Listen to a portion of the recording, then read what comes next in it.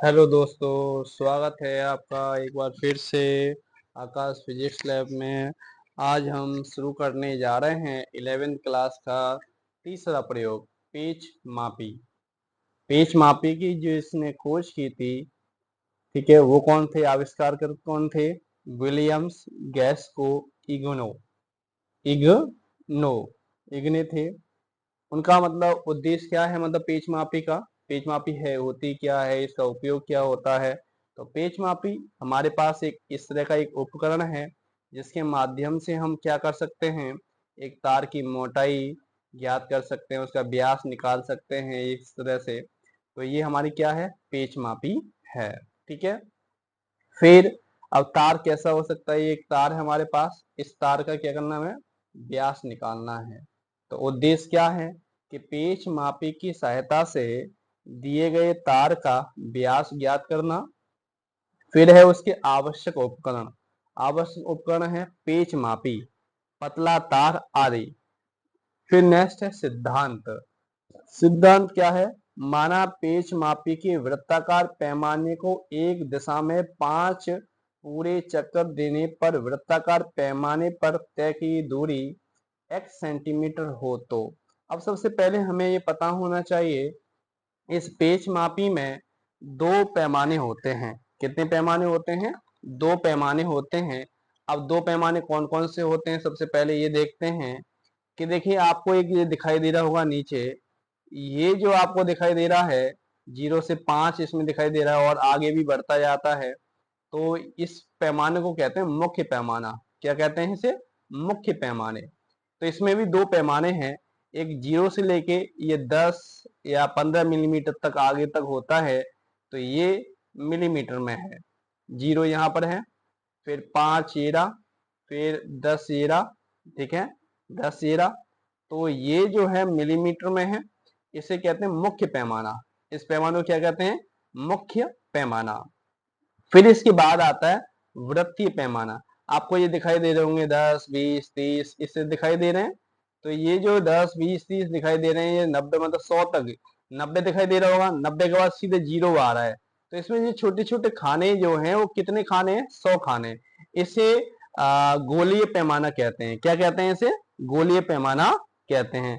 तो इसमें दो प्रकार के पैमाने हैं, एक मुख्य पैमाना ये है और एक वृत्ताकार पैमाना ये है, जिसे हम गोलीय पैमाना भी कहते हैं। तो पेच मापी कितने प्रकार के पैमाने होते हैं? दो प्रकार के पैमाने होते हैं। तो आई होप आपको समझ में आए होंगे कि मुख्य पैमाना कौन सा है, ये रहा, और ये कौन सा है? वृत्तीय पैमाना होता है, जिस पर 0 से लेके 100 खाने बने होते हैं। कितने खाने बने होते हैं? 0 से लेके 100 खाने बने होते हैं। देखो आपको दिखाई दे रहा होगा 90 ये दिखाई दे रहा है और 0 ये दिखाई दे रहा है। तो 90 और 0 के बीच में 10 खाने हैं, तो टोटल मिला के कितने हो जाएंगे? 100 खाने। ठीक है, 10 खाने होके 100 खाने हो जाएंगे। अब इसका क्या पढ़ते हैं हम? सिद्धांत पढ़ते हैं। तो सिद्धांत में हमने क्या पढ़ा? तो माना पेच मापी के वृत्ताकार पैमाने को एक दिशा में 5 चक्कर पूरा कर देने पर वृत्ताकार पैमाने पर तय दूरी x सेंटीमीटर होती है। ठीक है। अब देखो नेक्स्ट आगे क्या है इसका? आगे पेच मापी का चूड़ी अंतराल है। क्या है? पेच मापी का चूड़ी अंतराल। अब पेच मापी का चूड़ी अंतराल होता क्या है वो हमें देखना है। तो पेच मापी का चूड़ी अंतराल क्या होता है? पेच मापी का चूड़ी अंतराल P से प्रेजेंट करते हैं इसे। P बराबर होता है x अपॉन में 5। अब ये 5 क्या है? 5 मतलब पेच मापी को पूरा का पूरा 5 बार घुमाना है। x क्या है कि 5 चक्रों में चली गई कुल दूरी है। 5 चक्रों में चली गई कुल दूरी है। अब देखो यहां से हम क्या करते हैं, ये हमारे पास एक पेच मापी है, इसे हम क्या कर रहे हैं? पूरा इस तरह से पूर्ण रूप से बंद कर लेते हैं। बंद करने के बाद हम देखते हैं कि हमारे मुख्य पैमाना और वृत्तीय पैमाना आपस में क्या हो गए? टच हो गए। ठीक है, दोनों आपस में क्या हो रहे हैं? इस तरह से दोनों मिल रहे हैं। तो जो गौर से देखें तो यहाँ पर इसका मुख्य पैमाने का जो 0 है अंदर की ओर छिपा हुआ है। देखो इसकी जो पहली रेखा जो है यहाँ दिखाई देगी, गौर से देखो, ये वाली जो पहली रेखा है, ठीक है, ये पहली रेखा है। ठीक है, तो यहां से हम इसके सीधे माने तो आपको 10 दिखाई दे रहा होगा, 10 के बाद भी 0 आ रहा होगा, फिर 0 आ रहा है ना। तो देखो यहां से एक चीज देखें गौर से कि ये जो रेखा है यहां से शुरू हो रही है, कहां से शुरू हो रही है, देखो यहां से ऐसे बिल्कुल सीधी शुरू हो रही है, तो ये यहां से हमारा जीरो इस सीध में होना चाहिए। इस सीध में है ये वाला जीरो और इस वृत्तीय पैमाने का जीरो यदि एक ही सीध में है तो इसमें किसी भी प्रकार का कोई एरर नहीं है, मतलब इसमें क्या नहीं है, कोई किसी भी प्रकार का कोई त्रुटि नहीं है। तो मैं इसमें जीरो को और जीरो को आपस में मिलाने की कोशिश करता है, ठीक है। तब देखते हैं अभी इसमें, तो जब हम इसे जीरो से जीरो मिलाएंगे तो इसमें किसी प्रकार की क्या नहीं रहेगी, त्रुटि नहीं रहेगी। देखो अब हमारे दोनों जीरो, ये वृत्तीय पैमाने का जीरो है जिसमें मेरा इस समय पेन रखा है, और फिर नीचे जो आपको देख रहे होंगे यहाँ पे इन दोनों की सीध आ गई। कहने का मतलब मुख्य पैमाने का जीरो और वृत्तीय पैमाने का जीरो दोनों एक सीध में आ गए, और यहाँ पर इसमें किसी प्रकार की क्या नहीं है, त्रुटि नहीं है। तो अब हमें क्या करना है इसमें, अब इसका क्या निकालना है, 5 बार इसे घुमाना है। कितनी बार घुमाना है, 5 बार घुमाना है। अब 5 बार घुमाएंगे तो, घुमा रहे हैं तो जीरो से शुरू कर रहे हैं और जीरो पर ही दोबारा लाएंगे, तो जीरो से शुरू किया दोबारा से जीरो पर ला रहे हैं, तो अब हमारे द्वारा घुमाया गया एक चक्र हुआ, इतना एक चक्र हो गया। ये कितना चक्र हुआ, एक हुआ। अब हमें कितना घुमाना है, दोबारा घुमाना है, तो घुमाने के बाद कितना आया, फिर 2 चक्र हो गए, फिर तीसरा चक्कर लगा रहे हैं, ये 3 घूमेंगे हमारे चक्र, फिर हम चौथा चक्र लगा रहे हैं, ये हमारे द्वारा चौथा चक्र हो गया, फिर हम लगा रहे हैं 5वां, तो 5 चक्र लगाए। तो 5 चक्र लगाने पर आप देख रहे होंगे कि हमें 5 दिखाई देने लग गया, दिखाई देने लगा। तो कहने का मतलब मुख्य पैमाने 5 खाने आ गए। देखो 1 2 3 4 5 खाने देख रहे होंगे आप, गौर से देखो, इसमें कैमरे में देखें तो आपको 5 खाने दिखाई दे रहे होंगे। देखो 1 2 3 4 5 दिखाई दे रहे हैं। तो कहने का मतलब 5 मिलीमीटर दूरी तय कर दी हमारे वृत्तीय पैमाने में। तो हम x की जगह यहाँ पे कितना लिखेंगे, यहाँ पर 5 मिलीमीटर लिखेंगे। कितना लिखेंगे, 5 मिलीमीटर लिखेंगे, और उसमें हम 5 का भाग देंगे। कितने का भाग देंगे, 5 का भाग देंगे। जब हम 5 का भाग इसमें देंगे तो हमारे पास कितना आना चाहिए, यहाँ पर हमारे पास जो भी आएगा 1 मिलीमीटर आएगा। कितना आएगा, 1 मिलीमीटर आएगा कि नहीं आएगा, कितना मिलीमीटर आया, 1 मिलीमीटर आया। अर्थात 5 चक्कर घुमाने पर उसके द्वारा तय की गई दूरी जो है वो 5 मिलीमीटर है। कितनी है, 5 मिलीमीटर दूरी है, ठीक है। अब क्या करना है, यहां से हमें इसका जो मान निकालना है आगे, तो 5 मिलीमीटर आ गए। अब इसमें हम क्या करेंगे, इसमें आप क्या करेंगे, 1 मिलीमीटर में आप कन्वर्ट किस में करना है, सेंटीमीटर में कन्वर्ट करना है। किस में कन्वर्ट करना है, सेंटीमीटर में कन्वर्ट करना है। और सेंटीमीटर में कन्वर्ट करने के लिए तो क्या करेंगे, 10 का भाग देंगे। अब देखो यहां से 10 का भाग देंगे तो इसका जो मान जो आएगा वो कितना आएगा, 0.1 सेंटीमीटर आना चाहिए।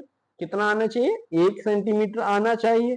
लेकिन एक चीज देखिए, यहाँ पर इसका जो मान जो दिया जा रहा है, इसका जो मान दिया जाएगा वो अलग रूप में इसका मान हो सकता है। कैसा मान हो सकता है, इसका जो मान वास्तविक इसमें रूप में देखा जाए तो पेच मापी का जो अल्पतमांक होता है, मतलब चूड़ी अंतराल इतना आ गया कि नहीं आया, 0.1 आया कि नहीं आया। अब हमें निकालना है पेच मापी का अल्पतमांक। क्या निकालना है, पेच मापी का अल्पतमांक। तो ये हमारे पास तो चूड़ी अंतराल निकल के आया 0.1 का। अब हमें निकालना है पेच मापी का अल्पतमांक। अब पेच मापी का अल्पतमांक कैसे निकालते हैं, तो ध्यान से देखो, चूड़ी अंतराल है, कितना है, चूड़ी अंतराल है बटा वृत्तीय पैमाने पर खानों की संख्या। कितना, वृत्तीय खानों पर वृत्तीय पैमाने पर खानों की संख्या है। अब वृत्तीय पैमाने पर खानों की अभी संख्या मैंने आपको दिखाई थी, वृत्तीय पैमाने पर खानों की संख्या कितनी दिखाई थी, देखो यहां से देखो 90 आ रहा है, 90 के बाद सीधे 0 आ रहा है कि नहीं आ रहा। तो कहने का मतलब 100 खाने हैं कि नहीं इसमें। तो अब हमें क्या रखना है, चूड़ी अंतराल का मान कितना है, 0.1 आया। अब इसमें कितने का भाग देना है हमें? 100। 100 कहां से आए? वृत्तीय पैमाने पर खानों की संख्या। जब हम 0.1 में 100 का भाग देंगे तो हमारा इसका जो अल्पतमांक आएगा 0.001 सेंटीमीटर निकल के आया। 0.001 सेंटीमीटर क्या निकल के आया? इसका अल्पतमांक निकल के आया। किसका अल्पतमांक निकल के आ रहा है? हमारा पेच मापी का अल्पतमांक निकल के आ रहा है। किसका निकल के आया? ये पेच मापी है। ठीक है, अब हमें क्या करना है? हमारा ये अल्पतमांक निकल के आ गया। अब हमारा तीसरा जो पॉइंट है वो क्या है? हमारे पास तीसरा पॉइंट जो है वो है तार का व्यास। क्या है? तार का व्यास। अब तार का व्यास कैसा होगा? तार का व्यास मुख्य पैमाने का पाठ्यांक प्लस वृत्तीय पैमाने का पाठ्यांक, तो जो भी हम आगे इसमें निकालेंगे इसको। फिर हमारा चौथा पॉइंट है, यदि शून्यांक त्रुटि है तो तार के व्यास का यथार्थ मान प्लस तार का प्रेक्षित व्यास और माइनस क्या करेंगे? शून्यांक त्रुटि करेंगे। यदि शून्यांक त्रुटि होती है तो ये फॉर्मूला लगाएंगे, यदि शून्यांक त्रुटि नहीं होगी तो हम क्या लगाएंगे? फॉर्मूला नहीं लगाएंगे। अब शून्यांक त्रुटि होती क्या है? देखो, शून्यांक त्रुटि उसे कहते हैं जब हमारे वर्नियस पैमाने में ये वाले जो पार्ट है, ये वाला इससे टच हो जाए, दोनों टच हो रहे हैं, यहाँ पे टच हो जाए और मुख्य पैमाने का और वर्नियस पैमाने का जो भी है 0 एक सीध में हो जाए तो हम कह सकते हैं उसमें किसी भी प्रकार की क्या नहीं है? त्रुटि नहीं है। अर्थात ये 0 इस पैमाने के सीध में आ रहा है तो कह सकते हैं इसमें क्या नहीं होगी? किसी प्रकार का कोई एरर नहीं होगा। तो उस त्रुटि को हम क्या कहते हैं? शून्यांक त्रुटि कहते हैं। अब शून्यांक त्रुटि भी दो प्रकार की होती हैं, धनात्मक और ऋणात्मक। तो देखते हैं। तो सबसे पहले हम एक वर्नियस पैमाने, ये वर्नियस हमारा जो पेच मापी है, इस पेच मापी को हमें क्या करना है? समझना है कि पेच मापी हमारा है कैसा है। देखो, इस पेच मापी में ये जो है हमारा आर पॉइंट कहलाता है। कौन सा पॉइंट कहलाता है? आर पॉइंट कहलाता है। इसमें 0 से लेके यहाँ पर ये मुख्य पैमाना है। कौन सा पैमाना है? मुख्य पैमाना है, जिसे निर्देश रेखा भी कहते हैं या मुख्य पैमाना भी कहते हैं। फिर 0 से लेके 100 खाने जो हैं वृत्ताकार में, तो इसे वृत्तीय पैमाना या गोलीय पैमाना कहते हैं। तो अभी मैंने आपको दिखाया था कौन सा वृत्तीय पैमाना होता है। देखो, ये 50, 40, 30, 90, 10, 100 ये आ रहा है कि नहीं? यार 0, ये तो हमारा वृत्तीय पैमाना है। और मुख्य पैमाना कौन सा हुआ? ये हुआ। ये कौन सा है? आपका मुख्य पैमाना है, जिसे हम निर्देश रेखा भी कहते हैं। ठीक है, अब नेक्स्ट हमारा इसके बाद जो आएगा वो क्या आएगा? पेच मापी का अल्पतमांक। अभी हमने पेच मापी का अल्पतमांक कितना निकाला था? 0.001 सेंटीमीटर निकाला। तो हमें इसका अल्पतमांक निकालना आना चाहिए। पेच अंतराल में हमें चूड़ी अंतराल में किसका भाग देना है? हमें चूड़ी अंतराल में किसका भाग देना है? 100 का। अब सबसे पहले यहाँ पर हमें चूड़ी अंतराल पता होना चाहिए। चूड़ी अंतराल होता क्या है? चूड़ी अंतराल किसे कहते हैं? देखिए, आप देख रहे होंगे कि यहाँ पर ये चूड़ियां कसी हुई हैं, ये चूड़ियां होती हैं, मतलब गैप है। तो एक चूड़ी दूसरे चूड़ी से जितना गैप लगाती है, जैसे मेरे पैन की नोक आ रही है ना, इस गैप को ही चूड़ी अंतराल कहते हैं। इस गैप को क्या कहते हैं? चूड़ी अंतराल कहते हैं। तो चूड़ी अंतराल पता होना चाहिए किसे कहते हैं। तो अभी यहाँ पर भी हमने पीछे देखा था कि ये यहाँ पर मतलब पेच मापी का चूड़ी अंतराल है कि नहीं है? तो ये चूड़ी अंतराल क्या है? यही चूड़ी अंतराल है, ये वाला जो हम देख रहे हैं, आप इसमें देख रहे हैं वीडियो में, तो फोटो में देख रहे हैं। तो ये जो हमारा क्या है? चूड़ी अंतराल है। ये एक बार घूमने पर कितना घूम जाती है? आपका 1 मिलीमीटर घूम जाती है। कितना घूम जाती है? 1 मिलीमीटर। ठीक है, तो हमारा जो भी है इसमें, तो पेच मापी का अल्पतमांक 0.01 सेंटीमीटर आया। फिर है पेच मापी का शून्यांक त्रुटि। अब पेच मापी की जो शून्यांक त्रुटि हम मान रहे हैं वो 0 मान रहे हैं। कितना मान रहे हैं? 0.0 सेंटीमीटर मान के चल रहे हैं। ठीक है, अब देखो, यदि हमारी पेच मापी में शून्यांक त्रुटि होती तो हम कैसे ज्ञात करते? ठीक है, तो ज्ञात करने के लिए तो देखो हमारे पास यहाँ पर हम उसकी विधि को पढ़ रहे हैं। उसे गौर से देखना क्या होगा इसमें। तो देखते हैं, पहला क्या है हमारा, शून्यांक त्रुटि ज्ञात करना। हम शून्यांक त्रुटि ज्ञात कैसे करते हैं, ठीक है, शून्यांक त्रुटि कैसे ज्ञात करते हैं, तो इससे ध्यान से देखना कि रैखिक को घुमाकर, अब रैखिक क्या होती है, रैखिक इसको बोलते हैं, रैखिक किसे बोलते हैं, इसे, इसे रैखिक बोलते हैं। क्या बोलते हैं इसे, रैखिक। रैखिक को घुमाकर पेच तथा छड़ के समतल सिरों, समतल सिरों, सिरों ए और बी, ए व बी को पूर्णतः मिलाने पर यदि वर्नियर पैमाने का शून्य मुख्य पैमाने पर बनी आधार रेखा के सीध में हो तो पेच मापी में शून्यांक त्रुटि नहीं है। कहने का मतलब, अब देखो ए और बी पॉइंट कहां पर है, इस चित्र में समझने की कोशिश करते हैं।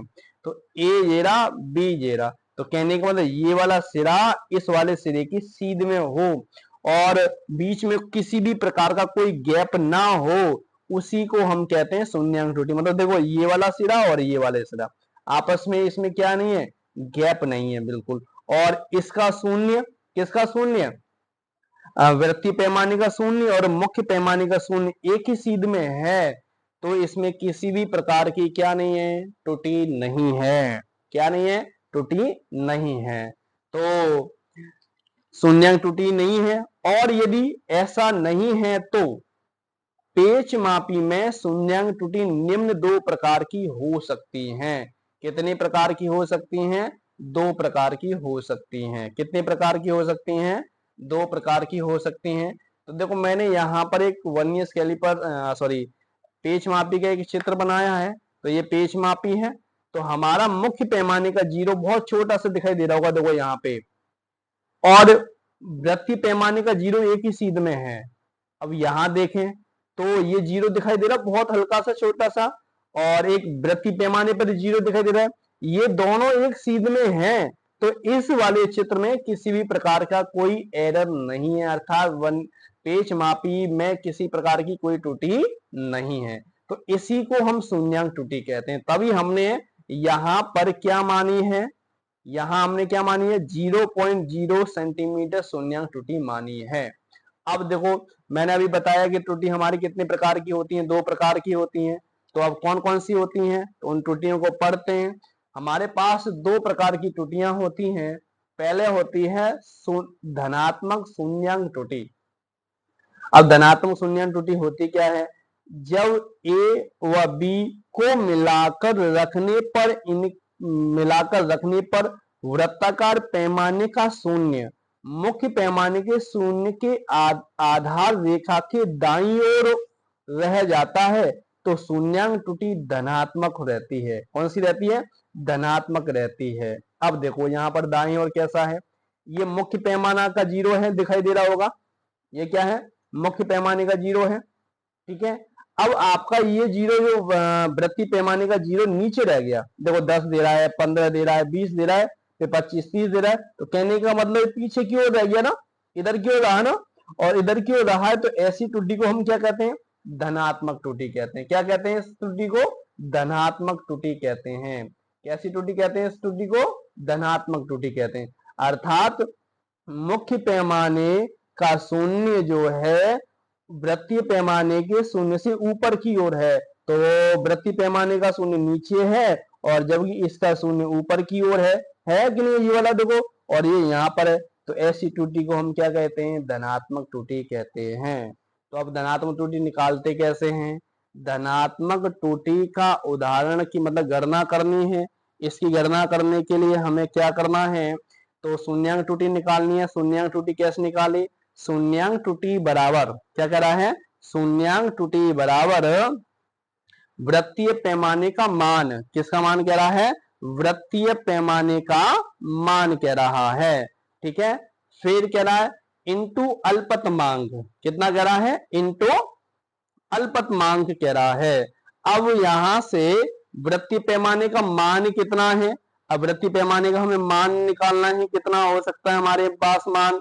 देखो आपको इस जीरो की सीध में यहाँ क्या दिखाई दे रहा है, 20 दिखाई दे रहा है ना, ये अब 20 दिखाई दे रहा है तो यहां से कह सकते हैं कि यहाँ पे इसका जो मान खाने जो आ रहे हैं वो 20 किया, 20 कर दिया, इंटू अल्पतमांक कितना 0.001 कर दिया। 20 कहां से लिया, देखो ये वाला 20 जो आ रहा है इसकी सीध में, ये वाला 20 लिया है, ठीक है, ये 20 लिया, तो 20 का गुणा किसमें करेंगे, अल्पतमांक से, और अल्पतमांक 20 का गुणा करेंगे तो यहां पर कितना आ जाएगा आपका 0.0020 सेंटीमीटर आया, धनात्मक में आया। कैसी आई आपकी शून्याङ्क त्रुटि, कैसी आई, धनात्मक में आई। तो ऐसी त्रुटि को हम क्या कहेंगे, धनात्मक त्रुटि कहेंगे। तो इस चित्र के माध्यम से आप समझ सकते हैं। अब नेक्स्ट क्या है इसका, ऋणात्मक त्रुटि निकालनी। हमने बताया ना 2 प्रकार की हमारे पास त्रुटि होती है, वो कौन सी होती है, 2 प्रकार की त्रुटि निकालते हैं। तो पहले हमारे केस दूसरी प्रकार की त्रुटि है वो ऋणात्मक त्रुटि है। ऋणात्मक, यदि स्क्रूज गेज के ए तथा बी सिरों को मिलाने पर वृत्ताकार पैमाने की शून्याङ्क रेखा मुख्य पैमाने की आधार रेखा के बाईं ओर हो, बाईं ओर का मतलब ऊपर की ओर हो और ऊपर रह जाती है, तो इसमें ऋणात्मक शून्याङ्क त्रुटि कहते हैं। उदाहरण के लिए इस वृत्तीय पैमाने का 90वां भाग मुख्य पैमाने के आधार रेखा की सीध में न हो तो ऋणात्मक शून्याङ्क त्रुटि कहलाती है। अब देखो इसे यहां हम चित्र के माध्यम से समझेंगे, और चित्र हमारे नेक्स्ट पेज पे बना है, पहले उसे देख लेते हैं। चित्र क्या है, ध्यान से देखना। चित्र हमारे पास ये है, कौन सा चित्र है, ये ध्यान से देखो। ये हमारा मुख्य पैमाना है, हर है कि नहीं है, ये मुख्य पैमाने की रेखा है, और इसकी सीध में यहाँ 90 लिखा है कि नहीं लिखा, कितना लिखा है, 90 लिखा है। अरे 90 लिखा है कि नहीं लिखा। अब 100 होने में कितना पूर्ण पीछे है, ये 10 खाने तो पीछे है, 90 के 95 आ रहा है, फिर 100 आ रहा है, 10 खाने तो हो जाएंगे, 10 खाने और आगे चल देता तो 100 पर आ जाता कि नहीं आ जाता, लेकिन ये 10 खाने क्या आ रहा है पीछे की ओर, मतलब 100 आगे निकल रहा है।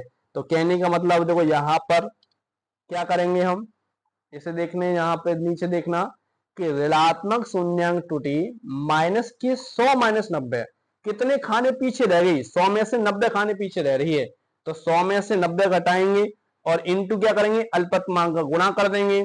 अब 100 में से पीछे रह रही है कितने खाने, माइनस के 10, माइनस का 10, माइनस का 10 इंटू क्या करना है, इसमें से 0.001 का अल्पतमांक का गुणा करेंगे, और 0.0 का अल्पतमांक गुणा करेंगे तो इसका जो शून्याङ्क त्रुटि आएगी माइनस के 0.010 सेंटीमीटर निकल के आई।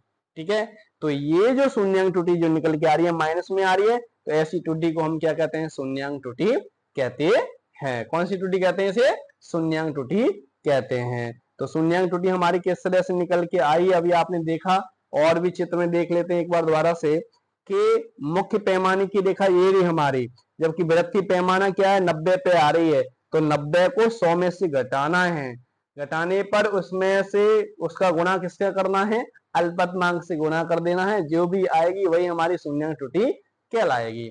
अब हम क्या करते हैं, नेक्स्ट हमारा क्या है, प्रेक्षण सारणी है। तो तार के व्यास के लिए प्रेक्षण सारणी है, क्या है, तार के व्यास के लिए हमारे पास क्या है, प्रेक्षण सारणी है।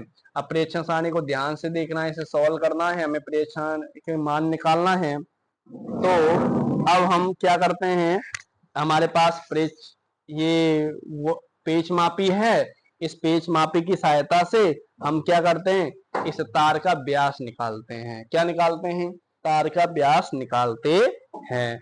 अब तार का व्यास निकालने के लिए हम क्या करते हैं, ये जो पेच मापी है, इस पेच मापी के दोनों सिरों के बीच में हम क्या करते हैं, इस तार को फंसा लेते हैं।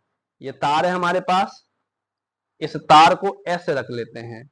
ठीक है, रखने के बाद इस तरह से इसे कस रहे हैं, ऐसे कसने दिया, ऐसे देखो आप दिखाई दे रहा होगा, ऐसे हमने इसे कसा। ठीक है, इससे कसने के बाद, ठीक है, अब यहां देखते हैं, कहां देखते हैं, सबसे पहले मुख्य पैमाने में देखते हैं। ठीक है, कहां देखेंगे, मुख्य पैमाने में। अब मुख्य पैमाना हमारा कहां है, मुख्य पैमाना देखो यहां है, तो जीरो आधा दिखाई दे रहा है, यदि देखें तो जीरो क्या दिखाई दे रहा है आपको, आधा दिखाई दे रहा है। ठीक है, कितना दिखाई दे रहा है, आधा दिखाई दे रहा है। ठीक है, और मैंने इसे पूरा कस लिया, तो जीरो की ये रेखा यहाँ पर सीध में दिखाई दे रही है, इसके किसके दिखाई दे रही है, इसके सीध में दिखाई दे रही है। तो यहां पर इसका जो मान जो आएगा, जो मान आएगा यहाँ पे देखो इस तरह, और देखना इसमें मुख्य पैमाने का पहला जीरो जो है इससे दिखाई देगा। ये तार थोड़ा सा क्या है हमारा, पतला है। ठीक है, तो देखो इसमें यहां पर देखो पहली रेखा में दिखाई नहीं दे रही है, आप गौर से देखो, इसमें हमारी पहली रेखा जो हमें दिखाई नहीं दे रही, दिखाई दे रही है नहीं। ठीक है, तो कहने का मतलब इसे यहाँ पर मुख्य पैमाने में शून्यांक ही आ रहा है, क्या आ रहा है, शून्यांक आ रहा है। ठीक है, अब शून्यांक आने के बाद और अब वृत्तीय पैमाने में देखा जाए तो इसकी सीध में यहां पर कितना आ रहा है, इसकी सीध में या 90 आ रहा है। देखो यहां पर इसकी सीध में कितना आ रहा है, 90 आ रहा है। अब 90 आ रहा है तो सबसे पहले मुख्य पैमाने का मान रखते हैं। तो यहाँ पर क्या है, मुख्य पैमाने का मान हमें जीरो दिखाई दे रहा है इसमें, इस जीरो की सीध में, इस जीरो की सीध में यहाँ पे हमें जो दिखाई दे रहा है वो कितना दिखाई दे रहा है, 90 दिखाई दे रहा है। ठीक है, कौन सी जीरो की सीध में, यहाँ पे एक सीधी रेखा होती है, उसे कहते हैं हम मुख्य पैमाना, स्केल कहते हैं। तो हम यहाँ पे मुख्य पाठ्यांक का पाठ्यांक जो रखेंगे वो 0.0 सेंटीमीटर रखेंगे। कितना रखेंगे, 0.0 सेंटीमीटर रखेंगे। अब क्या रहा, संपाती चिन्ह। अब संपाती चिन्ह मैंने बताया कौन सा, जो वृत्तीय पैमाने पर आपको जो दिखाई दे रहा है ना, जो वृत्तीय पैमाने की जो सीध में दिखाई दे रहा है, 90 दिखाई दे रहा है ना, यही इसका संपाती चिन्ह है। संपाती चिन्ह कौन सा है, आप देखो इसमें अच्छी तरह, संपाती चिन्ह 90 दिखाई दे रहा है आपको, 90 के सीध में मुख्य पैमाने का रेखा है, तो इसी को हम क्या कह रहे हैं, संपाती चिन्ह कह रहे हैं। तो हमारा संपाती चिन्ह कितना आएगा, 90 आएगा। कितना आएगा, 90 आएगा। अब हमें क्या करना है, यहां संपाती चिन्ह का गुणा किस में करना है, अल्पतमांक में करना है। अल्पतमांक कितना है, 0.01 है। कितना है, 0.01 है। जब हम 0.01 का गुणा करेंगे तो हमारे पास इसका जो मान जो आएगा वो कितना आएगा, 0.090 आएगा। कितना आएगा, 90 आया। अब क्या कह रहा है यहाँ पर, जैर कुल पाठ्यांक है, क्या है, कुल पाठ्यांक। अब कुल पाठ्यांक क्या है, कुल पाठ्यांक क्या होगा, x प्लस वाई है। देखो x का मान यहाँ पर 0 आ रहा है, कितना आ रहा है, x का मान 0 आ रहा है। अब 0 में इसको जोड़ देते हैं, क्या कर देते हैं, 0 में जोड़ेंगे तो हमारा इसका जो पाठ्यांक आएगा वही सेम टू सेम आएगा। 0 में ये जोड़ना है, 0.90 जोड़ना है, तो कितना आ जाएगा, 0.90 आएगा। ठीक है, अब यहाँ पर यथार्थ मान हमने शून्यांक क्योंकि 0 मानिए हैं, तो यहाँ पर इसका मान कितना आएगा, अरे इसका मान कितना आएगा, हमारा जो भी आएगा वही सेम टू सेम आएगा कि नहीं आएगा, 0.09, तो 0. वही सेम टू सेम आएगा, 0.090 इतना आएगा। अब देखो यहां से हमें क्या करना है, दूसरा पाठ्यांक निकालना है। अब दूसरा पाठ्यांक निकालने के लिए क्या करो, ये हमारे पास ये तार है, इस तार को थोड़ा सा दूसरी जगह से इसे ऐसे कर देना है। ऐसे करने के बाद फिर देखते हैं कि संपाती चिन्ह वही रहता है कि नहीं रहता। तो गौर से देखो, यहां से देखो हमारा मुख्य पैमाना ये है। ठीक है, 0 की सीध में जो आ रहा है तो इसकी सीध में होना चाहिए, ये इसकी सीध में होना चाहिए। मैंने इनका थोड़ा हल्का सा लगाया है। जब हम इसे दोनों को टच कर देते हैं, किसको, इसमें तार को इस तरह फंसा देंगे, इस तार को क्या कर देते हैं, इस तरह फंसा देते हैं, ऐसे फंसा दिया। अब यहां देखते हैं कि संपाती चिन्ह किसकी सीध में आ रहा है। अब इसे हम और बढ़ाते हैं, थोड़ा कसते हैं, तो हमारा जो संपाती चिन्ह जो है देखो 80 की सीध में आ रहा है। देखो 80 की सीध में आ रहा है कि नहीं आ रहा ये, और यहाँ में कुछ दिखाई नहीं दे रहा। कहने का मतलब यहाँ पर 0 हुआ कि नहीं हुआ, ये पेन की सीध में देखो यहाँ पे, तो ये यहाँ पर 0 आ रहा है, एक भी खाना नहीं दिखाई दे रहा। तो मुख्य पैमाने का तो पाठ्यांक 0 आएगा, लेकिन संपाती चिन्ह कितना आ जाएगा, 80 आएगा। कितना आएगा, 80 आएगा। तो हम यहाँ क्या रखेंगे, 0.0, संपाती चिन्ह कितना आ जाएगा, 80 आएगा। 80 का गुणा हमें किस में करना है, 0.001 में करेंगे तो कितना आएगा, 0.080 आ जाएगा। अब देखो यहाँ पर कुल पाठ्यांक वही सेम टू सेम रहेगा, तो 0 को इसमें जोड़ेंगे तो कितना आएगा, 0.080 आ जाएगा। फिर यहाँ पर भी वही 0.080 आएगा। अब ऐसे तीसरा भी हमारा वही सेम टू सेम आए तो 0.0, फिर कितना आए, वही 95 आए, कुछ भी मान लो 95 आ रहा है हमारे संपाती चिन्ह, तो 95 का गुणा किस में करेंगे, 0.001 में करेंगे तो क्या आएगा, 0.095 आएगा। फिर बराबर कितना आएगा, 0.095, यहाँ पर भी 0.095। ऐसे ही फिर चौथा मान भी सेम टू सेम, 90 आ रहा है उसमें संपाती चिन्ह, तो संपाती चिन्ह 90 इंटू 0.001 गुणा करेंगे तो 0.090, तो यहाँ पर भी 0.090 आएगा। ठीक है। फिर यहाँ पर दूसरा में आ रहा है हमारे 5वें में कितना आ रहा है, 95 आ रहा है, तो 95 इंटू 0.001 तो 0.095, तो 0.95। ठीक है। अब इन सभी को जोड़ लेते हैं। ठीक है, जोड़ लेते हैं। तो जोड़ने के लिए हमें क्या करना है, यहाँ पर देखो, यहाँ इसका माध्य निकालेंगे। जोड़ने के लिए क्या कर रहे हैं, D1 का मान हमारा ये D1 है। ठीक है। अब D1 का जो व्यास जो भी आएगा उसे हमें क्या कर देना, लिख लेना है, और लिख के हमें क्या कर देना, 5 का भाग दे देना, माध्य निकल के आ जाएगा। तो 0.90 प्लस 0.090 प्लस 0.95 प्लस 0.090 प्लस 0.095, 1 2 3 4 5 5 आ गया, इसमें 5 का भाग दे देना है। अब इनको सभी को जोड़ेंगे, जोड़कर जो भी मान आएगा हमें क्या कर देना है, उसमें 5 का भाग देना है। अब 5 का भाग देखते हैं, देखो इन सभी को जोड़ते हैं, कितना है हमारा पहला 0.090 प्लस 0.080 प्लस कितना है, प्लस लिखेंगे, प्लस 0.095 आएगा यहाँ पॉइंट में। ठीक है। फिर प्लस कितना है, 0.090, फिर कितना है, प्लस 0.095। इस सभी का टोटल जो आ रहा है वो कितना आ रहा है, 0.45 आ रहा है। इसमें 5 का डिवाइड देना है।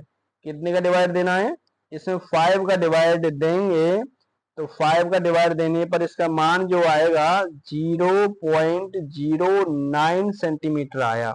तो इसका माध्य जो निकल के आएगा 0.09 सेंटीमीटर निकल के आया है।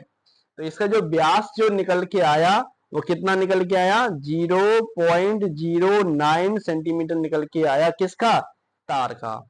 अब यहाँ पर हमें क्या निकलना है, परिणाम लिखना है। परिणाम क्या है, दिए गए तार का व्यास कितना आया, 0.09 सेंटीमीटर। मतलब ये कहने का मतलब इसका जो भी मान जो है 1 मिलीमीटर से भी पतला है। इसका मान जो है, जो हमारे पास ये तार है, इस तार का मोटाई जो है 1 मिलीमीटर से भी पतली है। वो देख रहे हैं, आप देख भी रहे हो, बहुत ही पतले, नुक से भी पतला है। किससे पतला है, नुक से भी पतला है। तो इसका जो तार का जो व्यास आ रहा है वो 0.09 सेंटीमीटर प्राप्त हो रहा है, अर्थात 1 मिलीमीटर से भी छोटा है। फिर नेक्स्ट क्या है, इसके सावधानियां हैं। क्या है नेक्स्ट, सावधानी।